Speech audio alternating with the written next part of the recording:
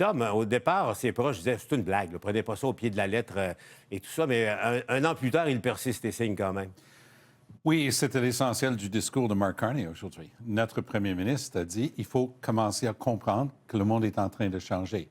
J'ai trouvé le discours de Carney franchement érudit, voire brillant, comme Carney lui-même, mais un peu sombre. Mais on y vient dans un moment à ce discours-là. Mais sombre dans la réalité. Ouais, parce que, revoyons l'autre photo, là, Tom et Mathieu, l'autre photo que Trump a publiée aussi sur ses médias sociaux, où il s'amuse évidemment de se mettre en valeur. Alors voilà, avec plantant le drapeau américain, avec son secrétaire d'État, son vice-président également. Bon, Mathieu, tu sais, bon, il paraît que c'est une blague, mais est-ce qu'on peut encore penser que c'est une blague compte tenu de ce qu'il dit et répète depuis un petit moment?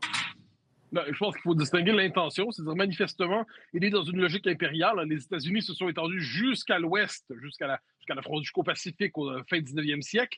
Et aujourd'hui, ils semblent fixer la frontière sur le mode stratégique au nord avec le Groenland. Ensuite, je pense que tout le monde serait très surpris d'une opération militaire classique de conquête du Groenland.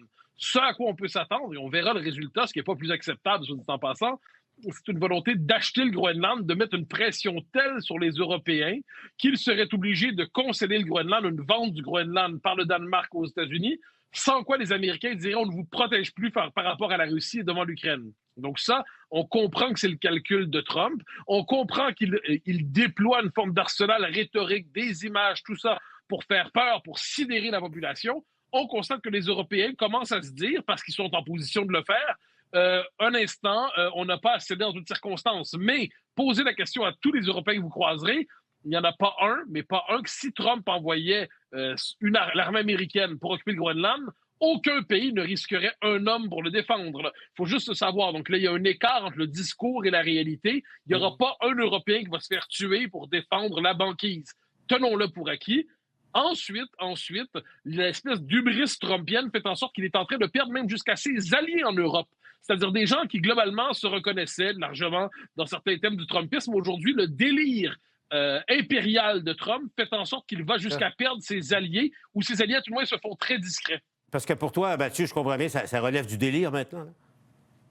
Ben là, j'ai jamais pensé que la conquête du Groenland était autre chose qu'un délire. Je veux dire, s'il veut vraiment s'emparer d'un territoire par la force, comment nommer ça autrement qu'un délire? Donc, cela dit, il envoie le signal en ce moment qu'il voudrait le faire. Moi, je pense qu'au final, il va chercher à l'acheter davantage que de l'occuper. Voudrait-il l'occuper que quelle que soit la modalité d'occupation, que ce soit commercial ou militaire, c'est du délire au sens où c'est possiblement sortir de l'ordre international qu'on connaît. C'est restaurer la légitimité de l'impérialisme prédateur. C'est pas juste le délire au sens figuré, c'est du délire au sens propre.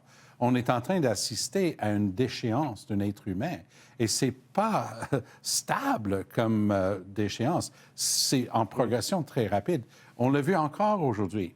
Il a devant lui un texte qu'il est censé livrer, il a du mal à lire. Donc, il repart pour la gloire à toutes les quelques lignes et il en ajoute, il en ajoute. Il en a parlé pendant presque 2 heures.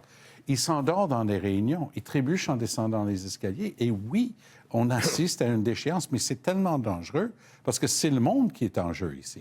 On a parlé de Russie et d'Ukraine il y a quelques instants, mais je suis d'accord fondamentalement avec Mathieu. Aucun pays européen va commencer une guerre contre les États-Unis à propos du Groenland. Mais là n'est pas le problème. Le problème, c'est qu'on a un président des États-Unis d'Amérique qui est en train de dire ces conneries-là.